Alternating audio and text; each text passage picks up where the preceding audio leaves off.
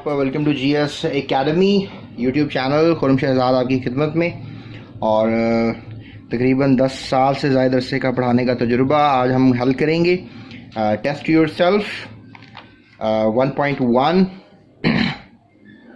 और 1.2 1.3 जितनी भी फर्स्ट चैप्टर की टेस्ट योर सेल्फ है इस वीडियो में हम इनको हल करेंगे, तो साथ रहें हमारे। सो पहला क्वेश्चन है, in which branch of chemistry behaviour of gases and liquids is studied. कौन सी ब्रांच है केमिस्ट्री की जिसमें बिहेवियर ऑफ गैसेज और लिक्विड्स को जो है वो स्टडी किया जाता है। तो स्टूडेंट्स फिजिकल केमिस्ट्री में आप देख रहे हैं लफ्ज़ बिहेवियर ऑफ गैसेज, तो उस सवाल का जवाब जो है वो बिहेवियर ऑफ गैसेज जो है आप लिखोगे कि studied in the physical chemistry, the branch of chemistry which is known as physical chemistry. So physical chemistry जो है राइट आंसर है। नेक्स्ट है जी डिफाइन बायोकेमिस्ट्री। तो स्टूडेंट्स बायोकेमिस्ट्री को आप यहाँ से लोगे, it is the branch of chemistry in which we study the structure, composition and chemical reactions of substances found in living organisms. ठीक है, इसका स्कोप भी आ जाता है अमूमन। इसका जो स्कोप है, एप्लीकेशंस हैं, बेसिकली आप मेडिसिन में जा सकते हो, फूड साइंस में जा सकते हो, एग्रीकल्चर में जा सकते हो। नेक्स्ट क्वेश्चन है, विच branch of chemistry deals with the preparation of paints and paper. Paints और पेपर के लिए कौन सी ब्रांच कारआमद है? तो स्टूडेंट्स इंडस्ट्रियल केमिस्ट्री जो है इसका आंसर होगा, क्योंकि पेंट्स और पेपर के बारे में इंडस्ट्रियल केमिस्ट्री के अंदर ही लिखा हुआ है कि या केमिकल्स रॉ मटेरियल के तौर पर जो है आप बनाते हो पेंट्स और पेपर के लिए। तो रॉ मटेरियल जो भी पेंट्स और पेपर बनाने के लिए रिक्वायर्ड होता है वो इंडस्ट्री लेवल पे बनाया जाता है, तो इंडस्ट्रियल केमिस्ट्री जो है इसका आंसर है। नेक्स्ट क्वेश्चन है, in which branch of chemistry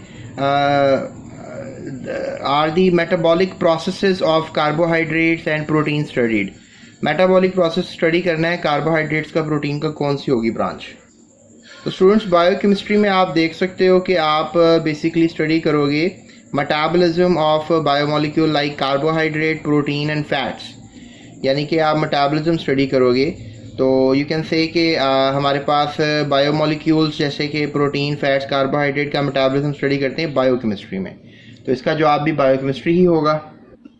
फिर नेक्स्ट क्वेश्चन किया जा रहा है, विच branch of chemistry deals with the atomic energy and it's uses in daily life. तो आप ये पढ़ सकते हो कि the main concern of this branch जो कि न्यूक्लियर केमिस्ट्री है basically is deal with the atomic energy and it's uses in daily life. तो लिहाजा आप कह लो कि इसका आंसर न्यूक्लियर केमिस्ट्री होगा। बस आपने एक एक लफ्ज़ ही लिखना है तो आपका जवाब हो जाएगा ये राइट।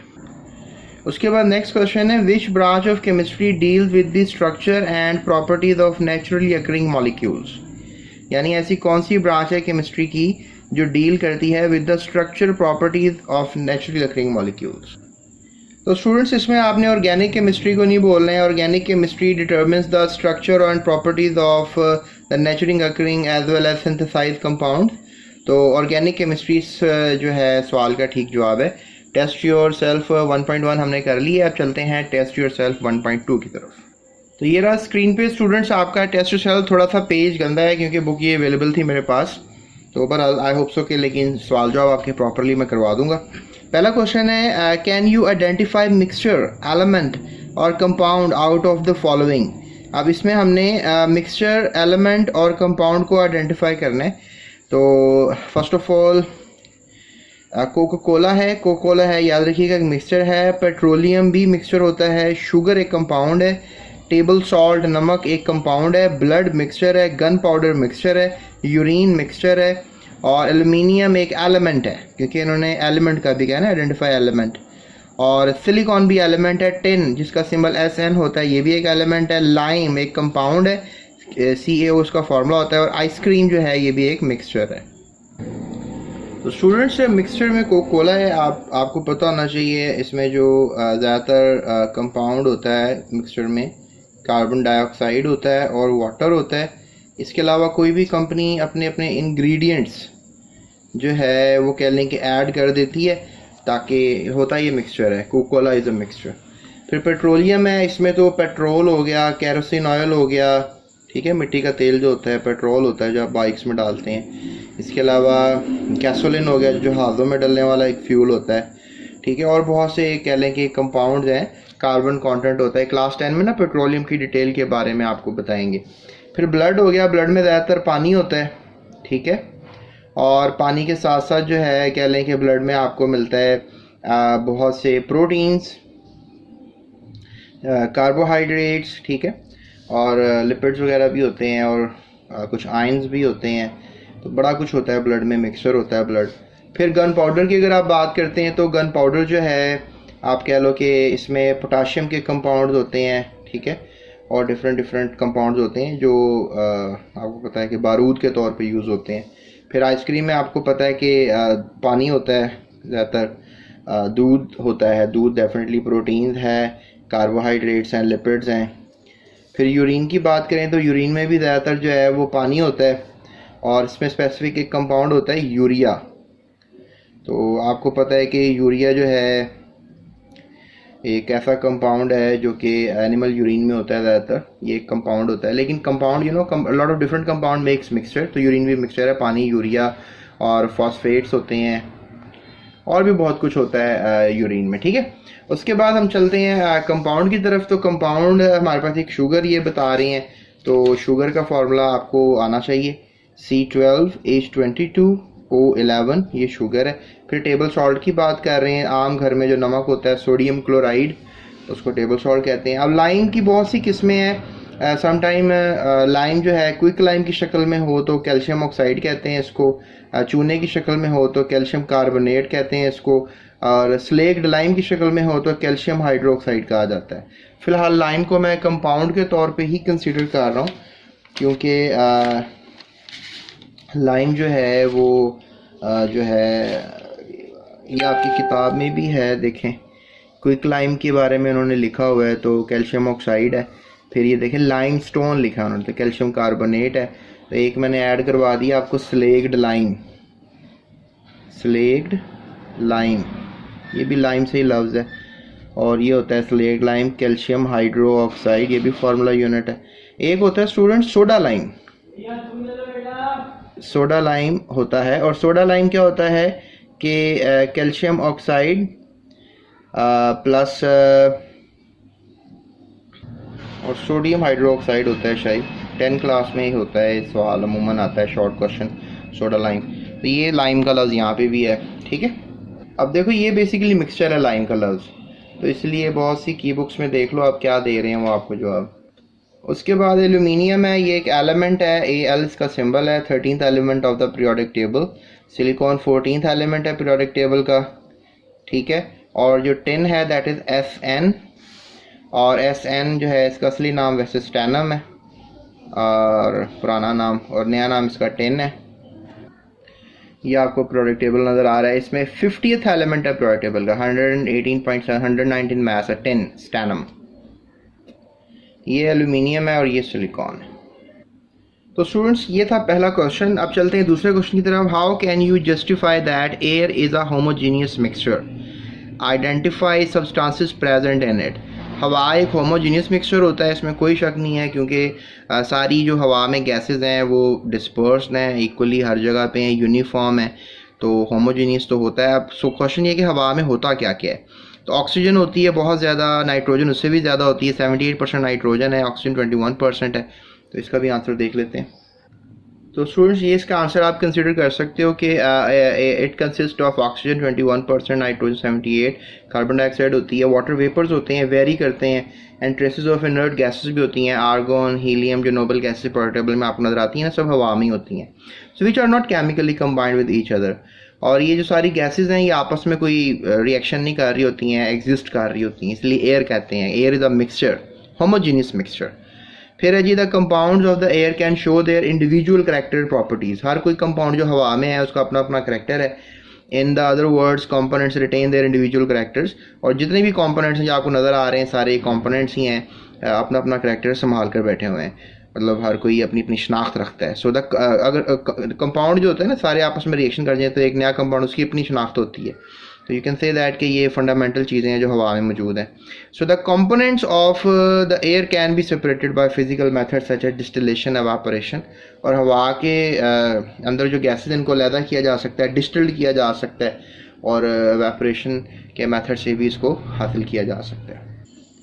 स्टूडेंट्स, फिर नेक्स्ट क्वेश्चन किया जा रहा है कि name the elements represented by the following symbols. अब इन तमाम एलिमेंट्स के सिंबल्स और नाम बताएं, तो ये मैं आपको बता देता हूँ। तो स्टूडेंट्स, ये इनके नाम कॉपी कर लें, कॉपी पेंसिल निकाल लें आप। तो सबसे पहले मैं आपको बताऊंगा मरकरी, इसको हाइड्रा जायरम इसका असली नाम है, इसलिए इसका सिंबल Hg है। और इसके अलावा हमारे पास नेक्स्ट आ जाता है गोल्ड, इसको ऑरम भी कहते हैं। और उसके बाद फिर नेक्स्ट हमारे पास आ जाता है आयरन, इसको फेरम भी कहते हैं। बाकी कुछ नाम ऐसे होते हैं जिनके लातीनी नाम नहीं है, लेटिन नेम नहीं है, इनके लेटिन नेम्स हैं 1 2 3। तो निकल है, कोबाल्ट है, टंगस्टन है। टंगस्टन का भी बताता हूँ आपका क्या नाम है। टंगस्टन का जो नेम है स्टूडेंट्स वो वुल्फ्राम है, और इसके लिए W इसलिए लिखा जाता है। टिन का नाम स्टैनम है, इसलिए इसको SN लिखा जाता है। और सोडियम है, फिर इसका नाम नेट्रियम होता है, इसलिए। एक और एलिमेंट आपने पढ़ा होगा, दैट इज़ केलियम बेसिकली, इसको पोटाशियम भी कहते हैं, ठीक है। उसके बाद फिर ये बेरियम है नेक्स्ट नीचे, और उसके बाद फिर ये बिस्मथ है लास्ट, TH। तो स्टूडेंट्स, ये थे नाम, और ये सेकंड क्वेश्चन था, सॉरी ये था हमारा थर्ड क्वेश्चन। चलते हैं चौथे सवाल की तरफ। स्टूडेंट, चौथा क्वेश्चन है name a solid, a liquid and a gaseous element that exist at the room temperature. Students, तकरीबन सारे एलिमेंट सॉलिड्स ही होते हैं ज़्यादातर, लेकिन दो मैंने लिख दिए हैं, आयरन, कॉपर। इनका सिंबल कमेंट में आप बताएं क्या होता है। और लिक्विड एलिमेंट्स याद रखिएगा, मरकरी और ब्रोमीन होते हैं। टेम्परेचर की प्रेजेंस का जो है ये बताते हैं। गैसेस एलिमेंट्स, हवा सारी गैसेस एलिमेंट से भरी हुई है, oxygen, nitrogen, hydrogen, chlorine gas, बहुत सी गैसेस हैं जो गैसेस एलिमेंट्स हैं। तो ये फ़िलहाल आप याद कर लो, ये जवाब लिख लो आप कॉपी पे।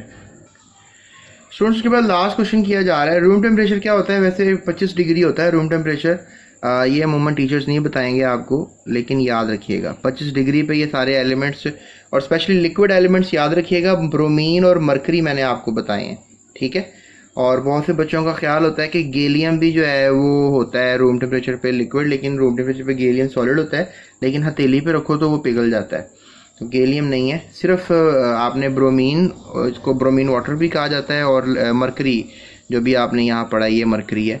तो ये याद रखने हैं दो एलिमेंट्स। ये बोर्ड में अमूमन MCQ के तौर पे भी ना सवाल आ जाता है आपको, तो इसलिए ये इम्पोर्टेंट है, ठीक है।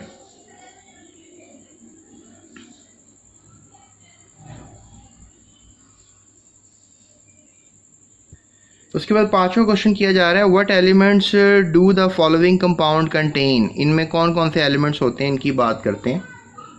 तो स्टूडेंट, शुगर लिखा जा रहा है। ज़्यादातर शुगर जो टेबल पे मौजूद होती है वही शुगर हम कंसिडर करते हैं। कॉमन सॉल्ट जो कि नमक आम टेबल पे पड़ा होता है वो होता है लाइम वाटर और चॉक। तो इसके ऊपर मैं पहले इनके आपको ना मैं कंपाउंड्स के फॉर्मूले बता देता हूँ, फिर मैं आपको एलिमेंट्स भी बताता हूँ। तो स्क्रीन में आपको अब ये सारे फार्मूले नज़र आ रहे हैं। अब आपको नज़र आ रहा है कि जो शुगर है इसमें होता है कार्बन, हाइड्रोजन और ऑक्सीजन। कार्बन के 12 एटम्स आपको नज़र आ रहे हैं, हाइड्रोजन के 22 हैं और ऑक्सीजन के 11 हैं। और कॉमन सॉल्ट में आपको सोडियम क्लोराइड इसका फार्मूला है। तो सोडियम क्लोराइड में आपको सोडियम नज़र आ रहा है और क्लोरीन नज़र आ रहा है, ठीक है। ओके, मैं नाम तो नहीं लिख रहा, आप बेशक नाम लिख लो, या सिंबल ना लिखो, नाम लिख लो, आपकी मर्ज़ी है। ये सिंबल लिख दोगे तो अभी ठीक ही है, लेकिन उसने जो क्वेश्चन किया है वो उसने कहा है कि what element do you found, उसने एलिमेंट कौन से पूछ रहा है, सिंबल में भी आप बता सकते हो। फिर ये कैल्शियम है इसमें, और हाइड्रोजन है और ऑक्सीजन है, ठीक है। ऑक्सीजन 2 हैं, हाइड्रोजन भी 2 हैं, लेकिन आपने सिर्फ एलिमेंट्स बताने ना, उनकी तादाद नहीं बतानी। फिर ये नेक्स्ट है हमारे पास कैल्शियम कार्बोनेट, इसे हम चॉक भी कहते हैं, इसको स्लेक्ड लाइम भी कहते हैं वैसे।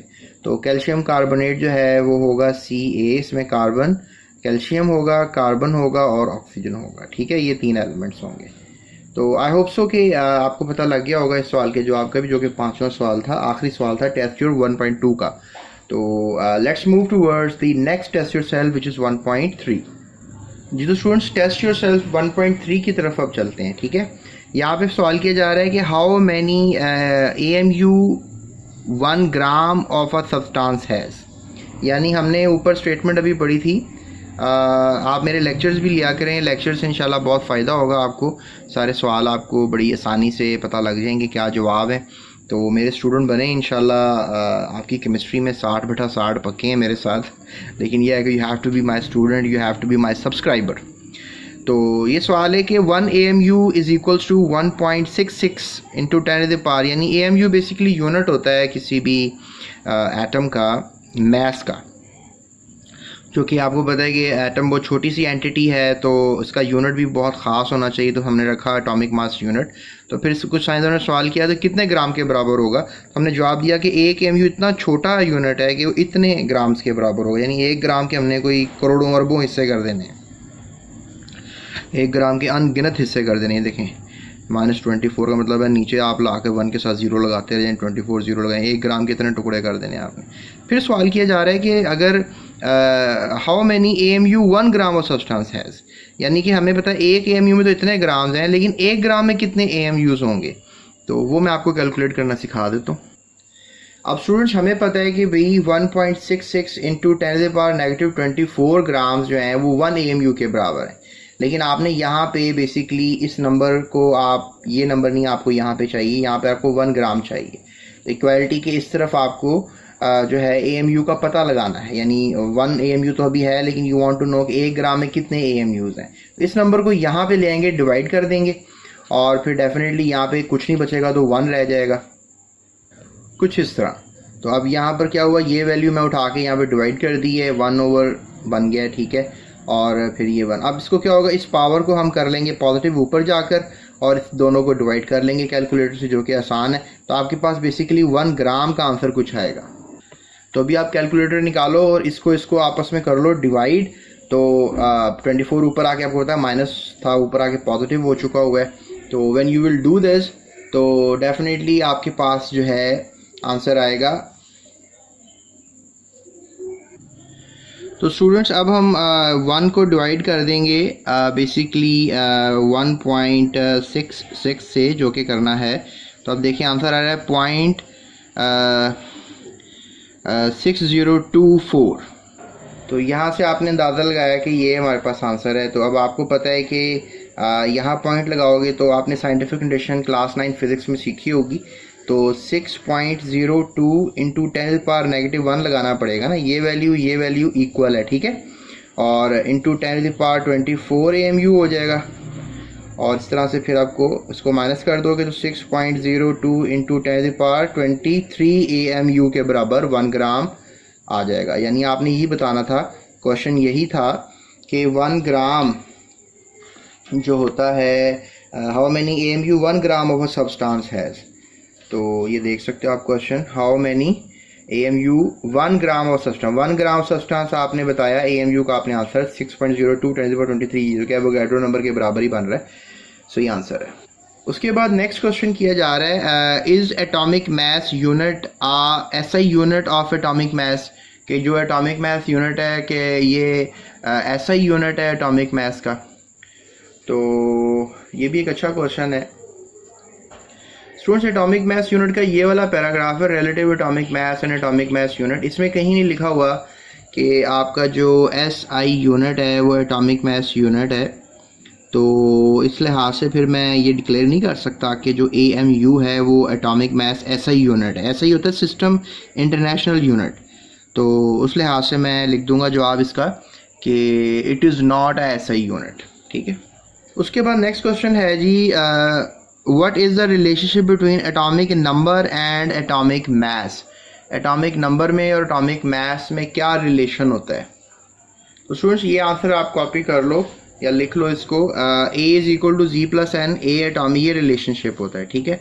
एटॉमिक मास जो है वो atomic number plus neutron number का मजमुआ होता है। यानी किसी भी एटम में अगर आप देखो कि जो उसका एटॉमिक मास होता है वो एटॉमिक नंबर और न्यूट्रॉन नंबर के ऊपर डिपेंड करता है, ठीक है। यानी कि जो एटॉमिक मास है किसी भी एटम का वो A कहलाता है, यानी proton plus neutron. Let's say that कि किसी एटम में 2 प्रोटॉन्स हैं 2 न्यूट्रॉन्स हैं, ठीक है। तो ऊपर वाला जो है वो Z कहलाएगा, नीचे वाला A जो है वो N कहलाएगा, और दोनों को कलेक्टिवली आप 2 जमा 2 कर लोगे, जैसे प्रोटॉन भी 2 हैं न्यूट्रॉन भी 2 हैं, तो आंसर क्या आएगा 4। तो एटॉमिक नंबर क्या था 2, न्यूट्रॉन नंबर 2 था, और 4 क्या है एटॉमिक मास। तो इन दोनों का आपस में ये रिलेशन होता है। अगर आपको न्यूट्रॉन नहीं भी पता, एटॉमिक नंबर पता है, मास पता है, तो न्यूट्रॉन आप कैलकुलेट कर सकते हो। ये एग्जांपल आपको 1.1 जो मिली है वो इसी बेस के ऊपर मिली है। जिस तरह ये आपको एग्जांपल करवाई गई है, ये बोर्ड में भी अमूमन शॉर्ट क्वेश्चन 2 नंबरों का आ जाता है। इसमें बेसिकली मास दिया गया है, एटॉमिक नंबर दिया गया है, और न्यूट्रॉन्स का पूछा गया है कि बताओ क्या होंगे। जो एटॉमिक नंबर होता है वही प्रोटॉन नंबर होता है। पूछा गया है तो आप कोई बात नहीं, यहाँ पे 92 ही लिख दो, यही आंसर होगा। सो एटॉमिक न्यूट्रॉन्स का पूछा गया है, तो न्यूट्रॉन्स निकालोगे तो आपको पता लग जाएगा कि जो इस एटम्स में न्यूट्रॉन्स हैं उनकी तादाद 146 है। तो न्यूट्रॉन्स आपने पता कर लिए। 92 एटॉमिक नंबर वैसे यूरेनियम का होता है। तो आई होप सो कि ये भी आपको समझ में आ गया होगा। उसके बाद नेक्स्ट क्वेश्चन किया जा रहा है why atomic mass of an atom is defined as relative atomic mass. किसी भी एटम का जो एक मास है उसको रिलेटिव एटॉमिक मास ही क्यों कहा जाता है? तो स्टूडेंट्स ये इसका जवाब है कि why atomic mass of an atom is defined as relative atomic mass because it is the average atomic mass of all isotopes of an element which obtained after comparison with 1/12 the mass of an atom of carbon 12। यानी कि कोई भी relative atomic मास जब आप होता है निकालते हो ना, किसी एक एलिमेंट्स के कोई आइसोटॉप्स होते हैं, जैसे हाइड्रोजन के 3 है, ठीक है, कार्बन के भी 3 है, तो आप सबका एक एवरेज मास निकालते हो, एवरेज एटॉमिक मास निकालते हो, उसको फिर कार्बन 12 से कंपेयर कर लेते हो, फिर आपका जवाब बनता है कि आप उसको रिलेटिव एटॉमिक मास कहते हो। ये आपका फर्स्ट ईयर में टॉपिक आना है, वहाँ पे हम स्पेक्ट्रोमेट्री आपको सिखाएंगे, वहाँ पे आपको ये बात एवरेज एटॉमिक मास की सिखाएंगे। या भी आप लिखो average atomic mass space GS academy, मैंने एक वीडियो बनाई हुई है, वो आप देख लो। So since it is obtained from the comparison, और डेफिनेटली आपने कार्बन 12 से कंपेयर किया है इसको, तो इसलिए इसको रिलेटिव एटॉमिक मास कहते हैं। कंपेयर करके जब भी आप कोई वजन निकालोगे ना किसी एटम का, वो रिलेटिव एटॉमिक मास ही होगा। और ज़्यादातर प्रोडक्ट टेबल में जितने भी एलिमेंट्स के मास हैं वो रिलेटिव एटॉमिक मासेस की बेस पर ही हैं। तो आई होप ये लिख लो आप, स्टेटमेंट यही याद कर लो, that is a suitable answer for this question. तो स्टूडेंट्स 1.3 तो वहाँ पर ख़त्म हो गई इस सवाल पर। अब चलते हैं 1.4 की तरफ, टेस्ट योरसेल्फ 1.4। तो इसमें पहला सवाल है जी, what is the relationship between empirical formula and formula unit. तो स्टूडेंट्स इंटरेस्टिंग फैक्ट तो ये है कि दोनों जो है ना सेम होते हैं, एम्पिरिकल फार्मूला और फार्मूला यूनिट जो है ना, फार्मूला यूनिट हमेशा एम्पिरिकल फार्मूला ही होता है। तो डेफिनेशंस दोनों की मैं आपको दिखा देता हूँ। तो यहाँ पे आप देखो लिखा हुआ है कि सिंपलेस्ट यूनिट है टेकन एज रिप्रेजेंटेटिव अनेक कंपाउंड्स को फार्मूला यूनिट कहते हैं, ठीक है। और एम्पिरिकल फार्मूला क्या होता है, ये भी simple whole number ratio of atom present in a compound होता है। तो दोनों सिंपलेस्ट चीज़ें हैं, यानी ये आपको फार्मूला यूनिट भी आप कह सकते हो, सिलिकॉन डाइऑक्साइड ये फार्मूला लिखा हुआ है, इसको आप फार्मूला यूनिट भी कह सकते हो और एम्पिरिकल फार्मूला भी कह सकते हो। और जो मॉलिक्यूल्स होते हैं ना, जिनका मॉलिक्यूलर फार्मूला होता है, उनको सिंपल किया जा सकता है, लेकिन जो फार्मूला यूनिट होते हैं वो ऑलरेडी सिंपल ही होते हैं। यानी उनका जो कह लेंगे simplest whole number ratio of ions, ये मैं आपको दिखा रहा हूँ कि it is defined as the simplest whole number ratio of ions present in ionic compound. किसी भी जैसे जब भी मेटल आया था ना किसी कंपाउंड में, उसको आयनिक कंपाउंड कहते हैं। जिस तरह ये आपको नज़र आ रहा है कैल्शियम फॉस्फेट, ये आयनिक कंपाउंड है, इसमें कैल्शियम एक मेटल है। इसी तरह से आप नीचे सिलिकॉन डाइऑक्साइड देखो तो सेमी मेटल है सिलिकॉन, इसलिए ये भी एक आयनिक कंपाउंड है। तो बहरहाल दोनों की डेफिनेशन सेम है किसी हद तक, बल्कि 100% ही सेम है, तो इसलिए दोनों में कोई फ़र्क नहीं है, both have the same answer. जो बेसिकली सवाल किया गया था कि रिलेशनशिप क्या है, तो आप ये लिख दें कि they both have the same definitions and they don't have any difference, ये इनका रिलेशनशिप है। So how can you differentiate between molecular formula and empirical formula? Empirical formula molecular formula में क्या डिफरेंस है, ये बोर्ड में बड़ी दफ़ा सवाल आया हुआ है, तो बड़ा इंपॉर्टेंट भी है। एग्जांपल्स के साथ आप इसको हल करें, इसका जवाब देता हूँ मैं आपको। तो students molecular formula it shows the actual number of atoms in a compound। empirical formula में है कि it shows the simplest ratio of atoms in a compound। फिर जी it is written for molecular substances only and it is written for molecular compounds, giant molecule, silica and अनेक compounds वगैरह के लिए लिखा जाता है एम्पिरिकल फार्मूला। बहरहाल सिंपलेस्ट मॉलिक्यूल के लिए भी लिखा जाता है। और आखिरी पॉइंट में आप लिख सकते हैं कि molecular mass is calculated from molecular formula and formula mass is calculated from the empirical formula. ये डिफरेंस होता है। चलते हैं अगले सवाल की तरफ। तो स्टूडेंट्स अगला सवाल है कि identify the following formulae as a formulas और यूनिट मॉलिक्यूलर फार्मूली। तो आपने इसमें दो काम करने हैं। इसमें आपने फार्मूला और फार्मूला यूनिट निकालना है, मॉलिक्यूलर फार्मूला निकालना है और फार्मूला यूनिट निकालना है, ठीक है। तो H2O2 जो है एक मॉलिक्यूलर फार्मूला है, इसका एम्पिरिकल फार्मूला निकल सकता है। CH4 भी मॉलिक्यूलर फार्मूला है, C6H12 ग्लूकोज का फार्मूला है, ये हाइड्रोजन पेरोक्साइड है, ये मीथेन गैस का फार्मूला है, और ये ग्लूकोज का फार्मूला है, ये शुगर का फार्मूला है, इसको आप सुक्रोज भी कहते हो वैसे। और ये बेरियम कार्बोनेट है, ये एक फार्मूला यूनिट है, और पोटाशियम ब्रोमाइड है, ये एक फार्मूला यूनिट है। तो स्टूडेंट्स आपने इस तरह जो है वो लिख लेना है। मैंने अब मॉलिक्यूलर फार्मूला भी आपको लिख दिया है कि ये मॉलिक्यूलर फार्मूला यूनिट्स हैं, और ये जो हैं आप कह लो कि एम्पिरिकल फार्मूला यूनिट्स हैं, ठीक है। तो मैंने इनमें आपको मॉलिक्यूलर फार्मूलाज और एम्पिरिकल फार्मूलाज अलग-अलग करके दिखा दें। उन्होंने यही कहा था कि identify the following formulae as empirical और मॉलिक्यूलर फार्मूला। तो मैंने एम्पिरिकल फार्मूला भी आपको बता दी कि बेरियम कार्बोनेट एक एम्पिरिकल फार्मूला है, और पोटाशियम ब्रोमाइड एक हमारे पास जो है एक एम्पिरिकल फार्मूला। इसमें से स्टूडेंट्स मॉलिक्यूलर फार्मूला जो है मीथेन को हम कंसिडर करेंगे, और इसको एम्पिरिकल भी इसी को कंसिडर, इसका एम्पिरिकल डिफरेंट है, इसका एम्पिरिकल भी सेम है। तो लिहाजा मैं यहाँ पे आपको मीथेन भी लिख देता हूँ, जो कि मैंने काटा हुआ है, बल्कि आप इसको मीथेन गैस कहोगे, ठीक है। तो ये एम्पिरिकल भी है और मॉलिक्यूलर भी है, क्योंकि इसको हम दोनों तरफ कंसिडर करेंगे, ठीक है, क्योंकि मीथेन का एम्पिरिकल फार्मूला सेम रहेगा। बाकी इनका एम्पिरिकल फार्मूला अगर आप लिखोगे तो आपने पढ़ा है पीछे, इसका HO हो जाएगा, जो कि यहाँ लिखा नहीं है इसलिए मैं यहाँ लिख नहीं सकता। इसका जो है वो हो जाएगा CH2O, और जो कि ग्लूकोज है, और ये सुक्रोज है, शुगर इसका हो जाएगा। बल्कि इसका भी एम्पिरिकल जो है वो सेम रहेगा। You can not differentiate empirical formula of sucrose. तो सुक्रोज को भी मुझे यहाँ लिखना पड़ेगा, C12H22O11। ये एम्पिरिकल भी यही है, मॉलिक्यूलर भी यही है। तो शुगर और सुक्रोज मैं इधर भी लिख दूंगा, ठीक है। तो आई होप सो इस सवाल का जवाब भी आपको मिल गया होगा। तो बहुत से टीचर्स भी कंफ्यूज हो रहे होते हैं, इवन स्टूडेंट्स तो होते ही हैं। तो आई होप सो कि अब कंफ्यूजन नहीं रही होगी। चलते हैं नेक्स्ट क्वेश्चन की तरफ। स्टूडेंट्स नेक्स्ट क्वेश्चन है which is basically the fourth question, what is the empirical formula of acetic acid. जो आपके सामने फार्मूला नज़र आ रहा है, एम्पिरिकल फार्मूला बताना है, और इसका फाइंड आउट मॉलिक्यूलर मास भी बताना है। तो स्टूडेंट्स मॉलिक्यूलर फार्मूला है which is something like CH3COOH, ठीक है। इसको आप क्या लिख सकते हो, C2, 2 कार्बन है और 4 हाइड्रोजन, 3 है ये और एक ये, 4 हाइड्रोजन है। सो H4 और 2 ऑक्सीजन है, O2। तो अब आपको पता है कि ये रेशियो है 2 1 दर 2 2 दर 2 1 दर। तो इसका जो एम्पिरिकल फार्मूला बनेगा वो CH2O बनेगा, ठीक है।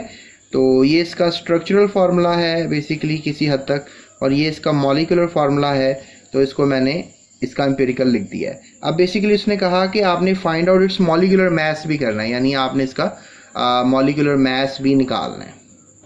याद रखिए दो मैसेज निकल सकते हैं, यहाँ पे मॉलिक्यूलर फार्मूला इसका मॉलिक्यूलर मास निकलेगा, अगर यहाँ से आप मास निकालते हैं तो that is empirical formula mass. तो हमने एम्पिरिकल फार्मूला मास जो है वो नहीं निकालना, बल्कि हमने मॉलिक्यूलर मास निकालना है।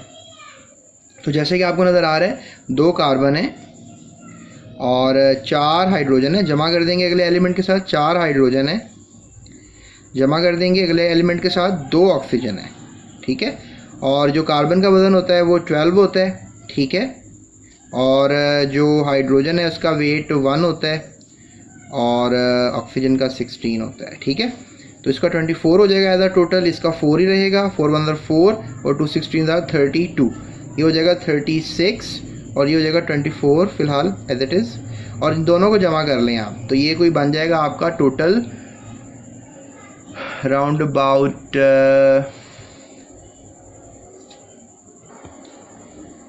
60, ठीक है 60। और साथ आपने यूनिट लाजमी लिखना है, ये है एम्पिरिकल फार्मूला मास का यूनिट AMU।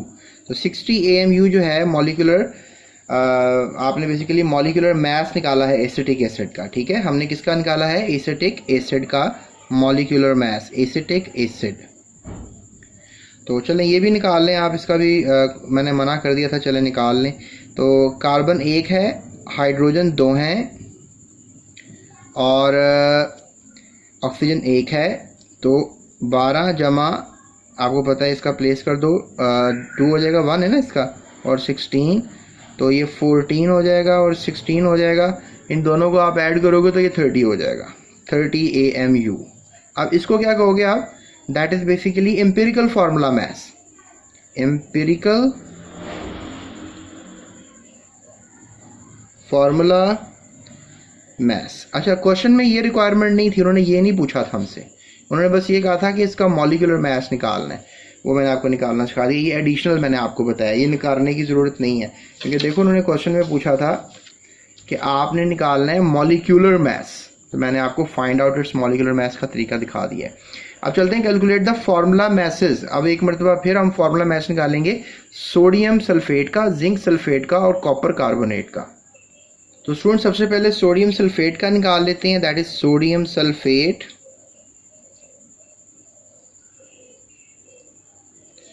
तो सोडियम जो है वो बेसिकली आप कह लो कि 2 सोडियम है, 1 सल्फर है और 4 ऑक्सीजन है। ठीक है, सोडियम का मैस, एटॉमिक मैस 23 होता है, सल्फर का 32 होता है और ऑक्सीजन का 16। ये आपको याद रखने हैं, पीरियोडिक टेबल लेके जाने की इजाज़त नहीं है लाहौर बोर्ड वालों के लिए, लेकिन फेडरल वाले की दे देते हैं। बहरहाल आपको फ़िलहाल ये मैसेज याद रखने हैं, तो इसको आप देख लो। ये हो जाएगा 46, 32 और ये हो जाएगा 64। तो आप इन सब को जब जमा कर लोगे तो जमा करने के बाद इसका आंसर आएगा 142 AMU। यूनिट नहीं लगाना भूलना आपने। तो सोडियम सल्फेट का आपने फार्मूला मैस निकाल लिया। इसका मॉलिक्यूलर मैस नहीं बोलोगे क्योंकि मेटल है ना, ये मेटल, जब मेटल आ जाता है तो फार्मूला यूनिट बनता है, ये फार्मूला यूनिट है, तो फार्मूला यूनिट का फार्मूला मैस निकाला जाता है। तो ये मैंने आपको मैस निकालना सिखाया है। इसी तरह से आप जिंक सल्फेट का भी निकालोगे। तो अब ये मैंने सिंपल कर दिया आपके लिए। जिंक का जो मैस है वो बेसिकली आप कह लो कि 65 होता है, अब ये भी याद रखना पड़ेगा। और सल्फर का जो है दैट इज 32, अभी ऊपर भी मैंने किया था इसको हल। और फिर ऑक्सीजन का तो आपको पता ही है 16 होता है। तो इन सब को जब जमा कर लेंगे, मल्टीप्लाई कर लेंगे, तो आंसर आएगा हमारे पास 161 AMU। जिंक सल्फेट का फॉर्मूला मैस निकल आया है 161 AMU। अब हम निकालते हैं कॉपर कार्बोनेट का फॉर्मूला मैस। अब कॉपर कार्बोनेट स्टूडेंट्स याद रखो, कॉपर का मैस जो है ना वो बेसिकली होता है 63 कॉपर जमा कार्बन जमा 3 ऑक्सीजन है, तो 63 वजन होगा हमारे पास कॉपर का, 12 एज यूजुअल कार्बन, और ऑक्सीजन का आपको पता है कि 16 होता है। अब इन तीनों को जब जमा करके मल्टीप्लाई कर लेंगे तो आंसर आएगा 123। तो हमें पता लग गया कि 123 AMU होगा क्या, formula mass of copper carbonate. तो ये है आपके 1.4 के आखिरी सवाल का सॉल्यूशन। अब हम चलते हैं टेस्ट योरसेल्फ 1.5 की तरफ। जी तो स्टूडेंट्स बात करते हैं टेस्ट योरसेल्फ 1.5 की, और 1.5 का जो पहला क्वेश्चन है वो किया जा रहा है कि identify the followings as a diatomic, triatomic and polyatomic molecules. तो अब इनको हम आइडेंटिफाई कर लेते हैं। तो स्टूडेंट सबसे पहले जो है वो डायटोमिक की बात कर लेते हैं, जिसमें हाइड्रोजन गैस जो है वो आएगी। उसके बाद HCl आएगा, HCl is hydrochloric acid gas.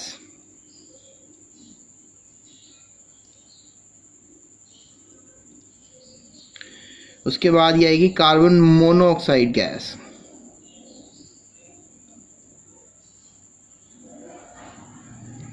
उसके बाद ट्राइएटोमिक की बात कर लेते हैं, इसमें 2 मॉलिक्यूल्स आएंगे, कार्बन डाइऑक्साइड, फिर आएगा वाटर। वाटर का scientific name students hydrogen oxide भी है, आप इसको डाइहाइड्रोजन ऑक्साइड भी कह सकते हो। फिर पॉलीएटोमिक की तरफ आ जाते हैं। पॉलीएटोमिक में जो है वो आएगा सल्फ्यूरिक एसिड, क्योंकि बहुत से एटम्स हों जैसे कि 3 से ज़्यादा तो पॉलीएटोमिक में आ जाते हैं। इसमें 2 और 1, 3 और 4, 7 एलिमेंट्स हैं, 7 एटम्स हैं और एलिमेंट्स 3 हैं। सल्फ्यूरिक एसिड, जिसे हाइड्रोजन सल्फेट भी आप कह सकते हो। और ये जो कंपाउंड है इसका नाम है बेंजीन। आपने देखा होगा मैं आपको सारे कंपाउंड्स के नाम बताता हूँ, क्योंकि 2 नंबर का सवाल हर साल सिर्फ कंपाउंड्स के आइडेंटिफिकेशन पे आता है।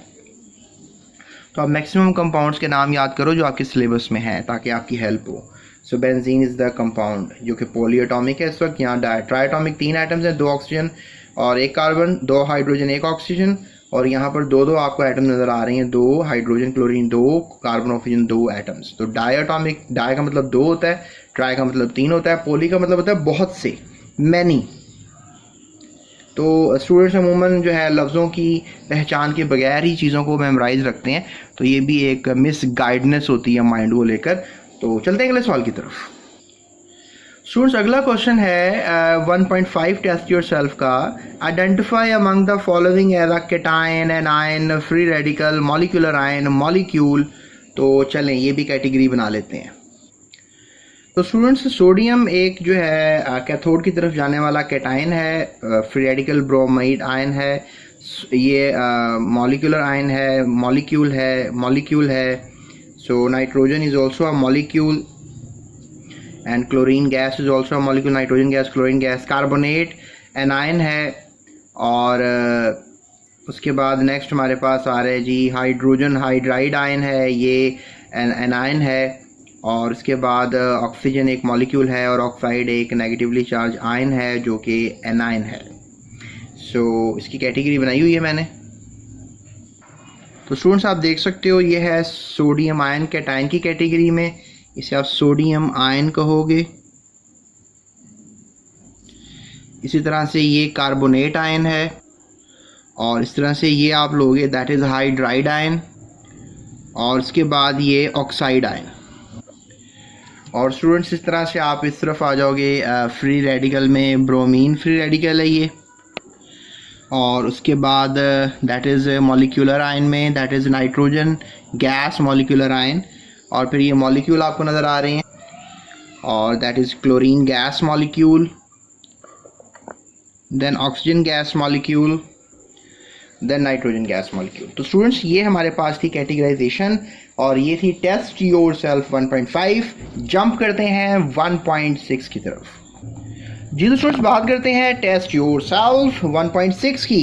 विच term is used to represent the mass of 1 mole of molecules of a substance.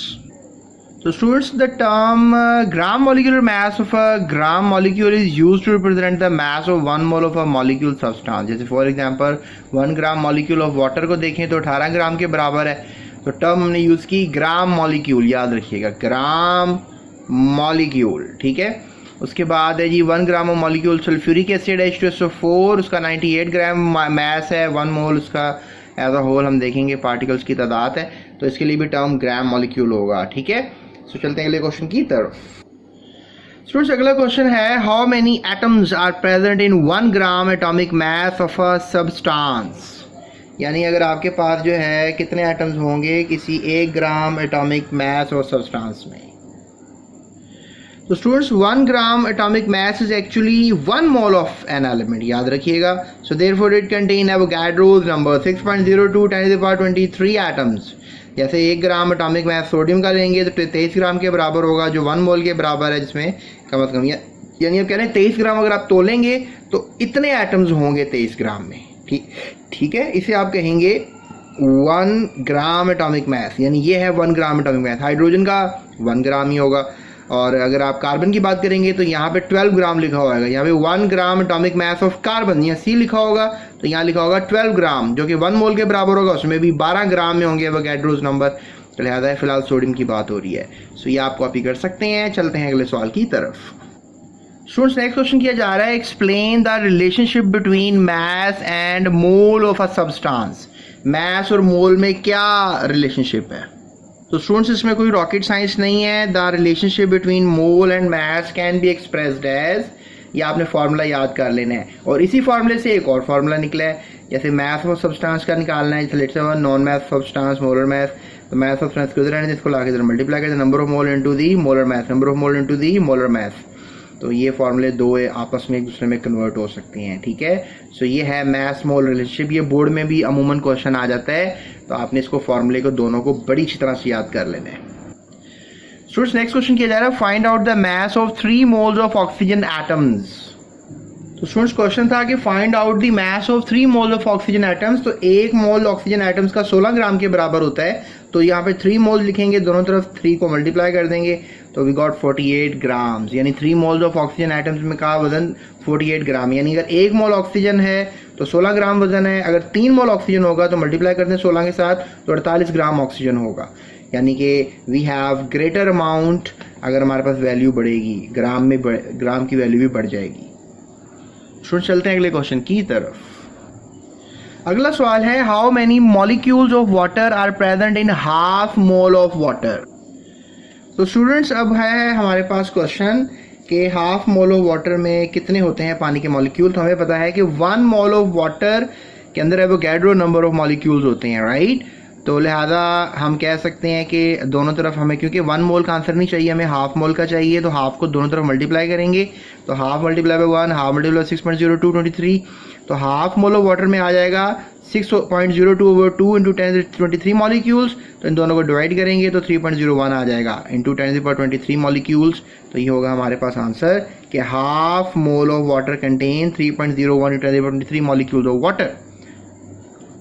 तो स्टूडेंट्स ये था सफ़र 1.6 का। अब जंप करते हैं बच्चों को थोड़ी सी टफ नजर आने वाली टेस्ट योरसेल्फ 1.7।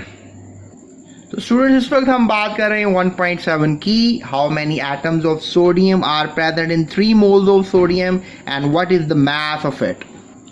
तो स्टूडेंट्स सवाल पूछा गया था कि कितने एटम्स होंगे सोडियम के 3 मोल्स के अंदर, उनका वजन क्या होगा। तो एक बात जो हमें पता है कि 1 मोल सोडियम का इतने एटम्स रखता है, ठीक है।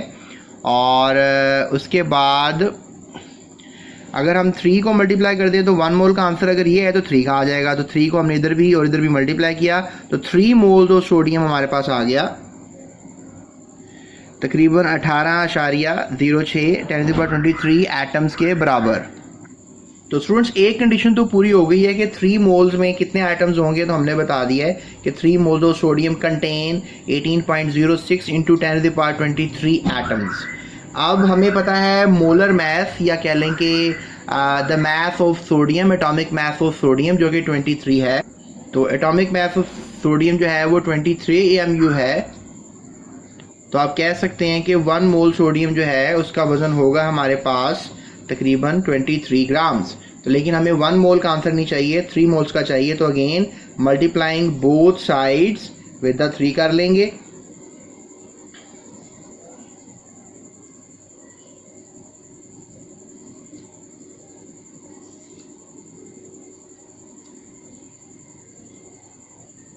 So we will get the answer 3 moles of sodium is equals to 23 into 3 is equals 23 into 3 grams, और इसका बन जाएगा answer 69 grams.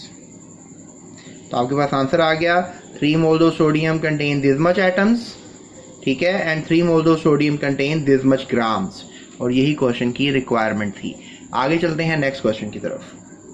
Students next question है, how many atoms are in 1 AMU। 1 AMU में कितने एटम्स होते हैं, एंड 1 ग्राम ऑफ हाइड्रोजन। यानी कि 1 AMU में हाइड्रोजन के कितने एटम्स होंगे और 1 ग्राम में कितने एटम्स होंगे।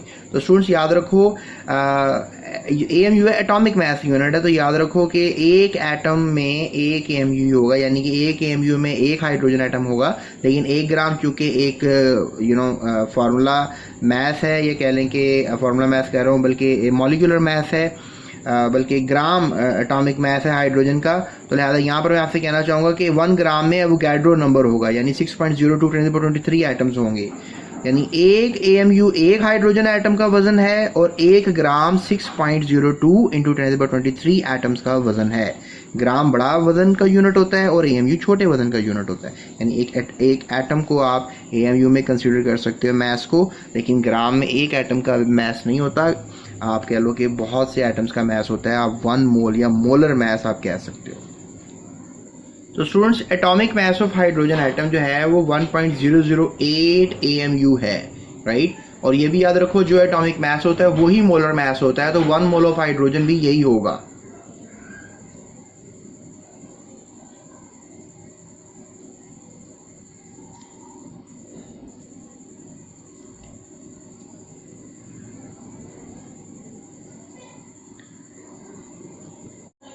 तो स्टूडेंट्स अगले क्वेश्चन की तरफ चलते हैं। नेक्स्ट क्वेश्चन है how many atoms are present in 16 gram of oxygen and 8 gram of sulphur. Students ये जो अब मैंने आपके सामने फ्रेम में कैलकुलेशंस बताई हैं, इसमें बताया जा रहा है कि जो मोलर मास है ऑक्सीजन का वो 16 ग्राम है, ठीक है। और 1 मोल डेफिनेटली जो मोलर मास होता है वो 1 मोल का ही वज़न होता है, उसमें इतने एटम्स होते हैं। इस तरह ही मोलर मास सल्फर का 32 ग्राम्स है और 1 मोल और इसमें इतने एटम्स होंगे।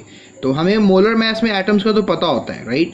तो अभी उसने क्वेश्चन किया हमसे कि 16 ग्राम ऑफ ऑक्सीजन में एटम्स कितने होंगे, तो इसका तो सिंपली आंसर हो गया 16 gram of oxygen contain 6.02 × 10⁻23 atoms.